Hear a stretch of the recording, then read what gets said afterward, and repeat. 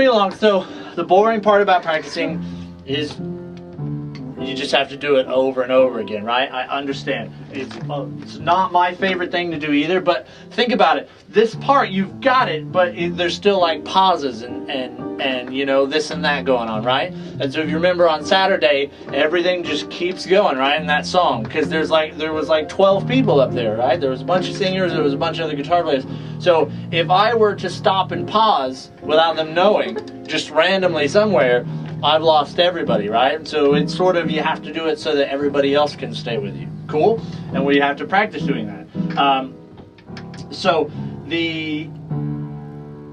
From that part, the last bar of the verse going into the chorus. 1 and 2 and this is good. 1 and 2, 3, 4, 1, 2, 3. Gotta make sure that crash cymbal and bass drum together are right after the snare drum.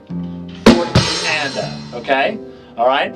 The rest of the chorus is pretty much only what you've done with that measure in it. If you look later, you see that same measure again, right? It's like directly under that again, okay?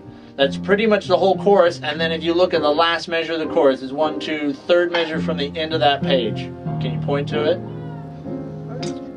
Right there. Alright, so that measure, 1 and 2 and 3 and 4 and 1. Then you're back to the instrumental, back to the hi-hat. Yeah?